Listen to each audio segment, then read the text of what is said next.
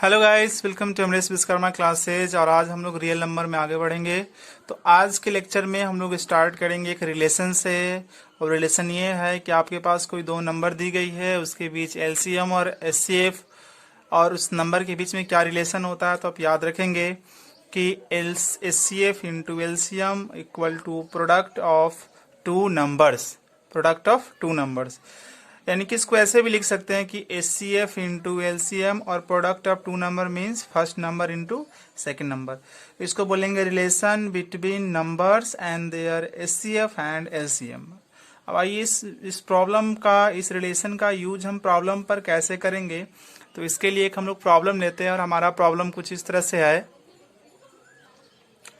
हमारा प्रॉब्लम है find the HCF and LCM and verify that LCM into HCF equal product of two numbers। यानी कि आपके पास दो नंबर दी गई है 26 और 91। अब इसके पहले आपको HCF पता करने हैं, इसके बाद इसका LCM पता करने हैं, इसके बाद इस रिलेशन को वेरीफाई करने हैं। तो सबसे पहले प्राइम फैक्टराइजेशन कर लीजिए। उसके बाद 26 को आप लिख सकते हैं 2 के पावर 1, 13 के पावर 1, 91 को 7 के पावर 1, 13 के पावर 1। एचसीएफ में कॉमन टर्म लेते हैं, तो कॉमन टर्म हमारा 13 है। और एचसीएफ में कॉमन टर्म लेते हैं, और पावर क्या होना चाहिए, लीस्ट, कम से कम पावर होना चाहिए। तो यहाँ भी 1, यहाँ भी 1, तो 1 ही आ जाएगा पावर भी। तो ये क्या हो जाएगा, 13 ही रह जाएगा। एलसीएम में क्या होता है, सारा फैक्टर लेना होता है। तो 2 है, 13 है, 7 है, 13 है, तो 2, 7, 13 लिख दीजिए। और एलसीएम में लिखाता है ग्रेटेस्ट पावर, तो सबके तो पावर एक ही एक है, तो 1 1 सबको लगा देंगे, ठीक है ना। अब इसका मतलब सॉल्व करेंगे तो 182 आ गया, ठीक है। अब बारी आती है वेरीफाई करने की बारी आती है। तो देखिए LHS into LCM into HCF equal to product of two numbers, ये वेरीफाई करने हैं। तो सबसे पहले हम लोग एलसीएम, तो ये हम लोगों ने यहाँ प्रूव कर लिया है। अब हम लोग वेरीफाई करेंगे। तो वेरीफाई करेंगे तो ये लेफ्ट हैंड साइड है ना, इस वाले पार्ट को यहाँ लिखते हैं। और लेफ्ट हैंड साइड में हमारा क्या है, एलसीएम इंटू एचसीएफ।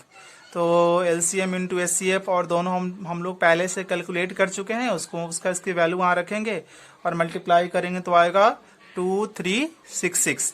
अब आरएचएस पार्ट को हम लोग वेरीफाई करेंगे। तो आरएचएस पार्ट हमारा क्या है, प्रोडक्ट ऑफ टू नंबर्स।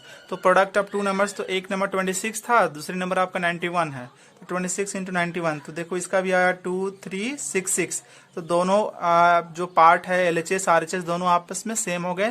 तो इस तरह से ये प्रॉब्लम प्रूफ हो गया।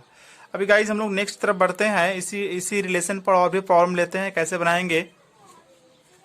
तो उस प्रॉब्लम को आप देखिए और समझने की कोशिश कीजिए। और हमारा अगला प्रॉब्लम है कि if LCM of 26 and 91, same question है।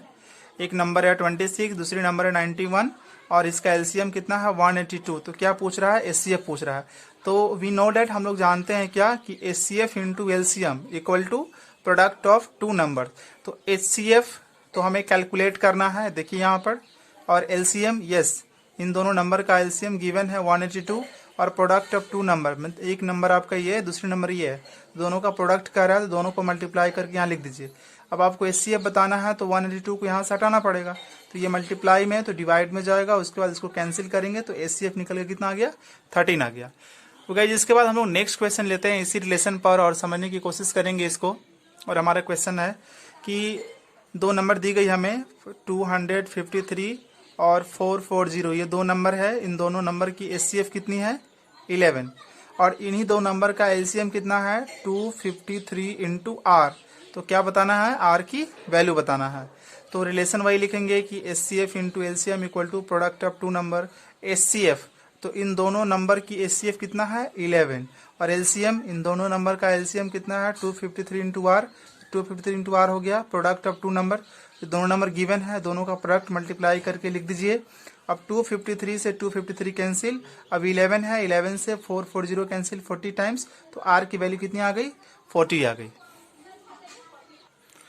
गाइस अभी हम लोग फ्रैक्शन से रिलेटेड प्रॉब्लम करेंगे। सपोज कीजिए कि आपको फ्रैक्शन दिया गया है और उसका आपको एचसीएफ निकालना है। तो कोई गिवन फ्रैक्शन है उसका आपको एचसीएफ निकालना है, तो क्या करेंगे, फ्रैक्शन का एचसीएफ निकालना होगा। तो जो यहाँ निकालने के लिए बोलेगा, जैसे फ्रैक्शन का एचसीएफ निकालने के लिए बोल रहा है, तो जो यहाँ निकालने के लिए बोलेगा न्यूमरेटर में वही ऑपरेशन करेंगे। अगर एचसीएफ बोल रहा है तो न्यूमरेटर का एचसीएफ होगा और डिनोमिनेटर का एलसीएम होगा। और अगर फ्रैक्शन का एलसीएम निकालना होगा तो न्यूमरेटर का एलसीएम होगा, और जो टर्म रह गया एचसीएफ उसका, जो टर्म रह गया डिनोमिनेटर उसका क्या होगा, एचसीएफ होगा। अब जैसे प्रॉब्लम से इसको समझते हैं।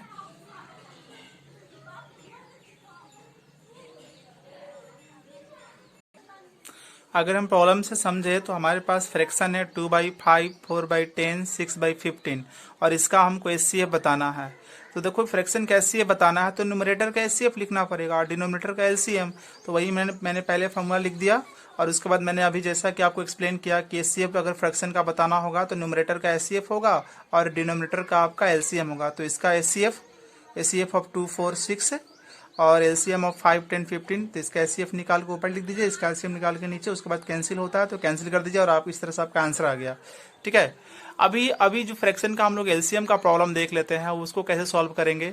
तो फ्रैक्शन का अगर आपको एलसीएम का प्रॉब्लम देता है, जैसे कोई फ्रैक्शन है, सेम फ्रैक्शन मैंने लिया, इसका एलसीएम निकालना, तो फ्रैक्शन का एलसीएम निकालना है तो न्यूमरेटर का एलसीएम होगा और डिनोमिनेटर का एचसीएफ होगा।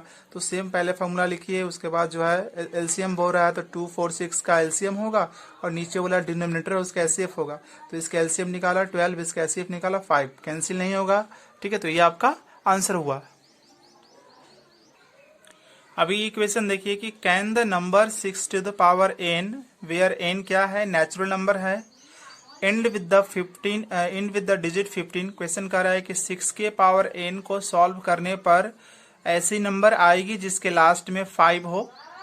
यानी कि इसको ऐसे सिंपल करके जब भी ऐसा क्वेश्चन पूछेगा तो आप ऐसे समझना है इसको कि 6 के पावर n करने पर, 6 के पावर n को सॉल्व करने पर कभी 15 आएगा, कभी 25 आएगा, कभी 35 आएगा, कभी 45 आएगा, ये आपसे पूछ रहा है। कभी 55 आएगा, कभी 65 आएगा। कह रहा है 6 के पावर n का लास्ट डिजिट 5 हो सकता है। तो मैंने इस चीज़ को बनाने के लिए सिंपल सा एक उपाय बताया कि जब भी ऐसा बोलेगा तो आप उसको इस तरह से लिखने की कोशिश कीजिएगा और सभी नंबर को गौर से देखिएगा। तो 15 में क्या है, 3 × 5, इसमें भी 5% है, इसमें भी 5% है, इसमें भी 5% है, और इसको तोड़ेंगे 9 × 5, इसमें भी 5 आएगा, इसमें भी 5 आएगा और इसमें भी 5 आएगा। तो 6 के पावर n को तोड़ो प्राइम फैक्टर, तो 2 × 3 के पावर n, तो ये 2 के पावर n होगा, फिर 3 के पावर n होगा।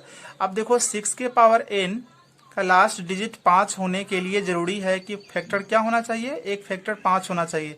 क्या इसमें 5 फैक्टर आया है, तो वही लिखेंगे कि 6 के पावर n का फैक्टर 2 और 3 है, 5 नहीं आया। तो 5 नहीं आया तो कभी ये 5 पर एंड नहीं होगा।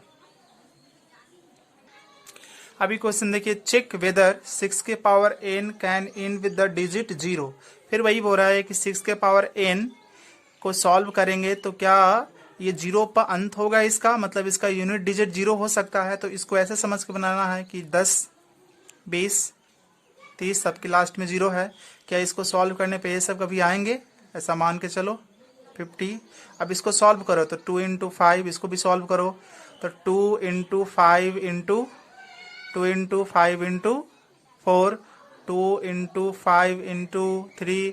आप देखो कि जब भी बोलेगा कि कोई भी समथिंग नंबर के पावर n कर दे और बोले कि 0 पे एंड होगा, तो इसका मतलब समझिएगा कि 0 पे एंड होने के लिए जरूरी है कि उसके पास फैक्टर 2 और 5 दोनों होना चाहिए।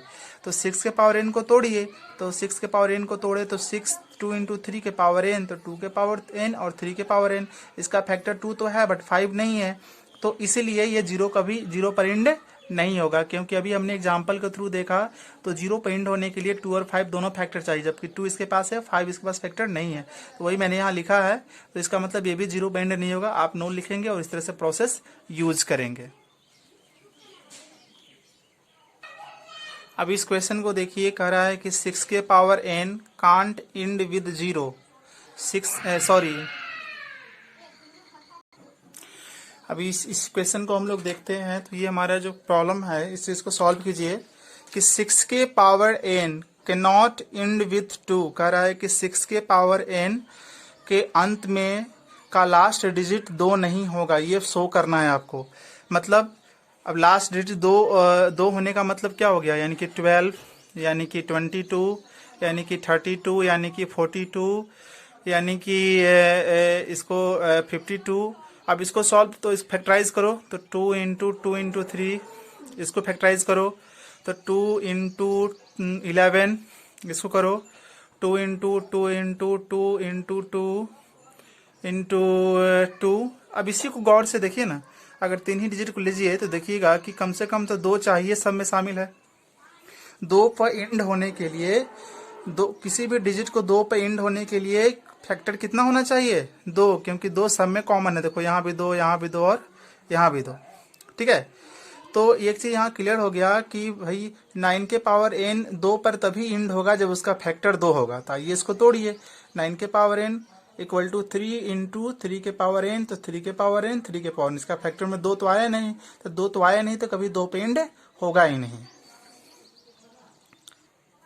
अभी गाइस इस क्वेश्चन को देखिए कि 8 के power n can't and with 0, मतलब 0 की बात कर रहा है। इसका मतलब हम 10 सॉल्व करने का ये तरीका मैं बता रहा हूँ, अपना एक मेथड बनाया हुआ है, बाकी है ना, अगर आप समझ जा रहे हैं ऐसे ही तो कोई बात नहीं है। तो 0 पे एंड करने का मतलब कि 10, 20, 30, 40 ऐसे। अब इसको फैक्टर करो 2 × 5, इसका 2 × 2 × 5, इसका 2 × 5 × 3। अब देखो कॉमन देखो 2 5 2 5 2 5, यानी कि 0 पे एंड होने के लिए क्या हमें चाहिए फैक्टर 2 और 5। तो 8 के पावर n को तोड़ो, 2 × 2 × 2 के पावर n, तो 2 के पावर n 2 के पावर n 2 के पावर n, यानी कि 0 पे एंड वही होगा जिसका फैक्टर 2 और 5 दोनों होगा। बट यहाँ 5 तो नहीं है, इसलिए 0 पर कभी एंड नहीं होगा। सो गाइज ये सारी चीज़ें मैंने आपके सामने डिस्कस करी, और आपके होमवर्क के लिए ये सारे प्रॉब्लम है।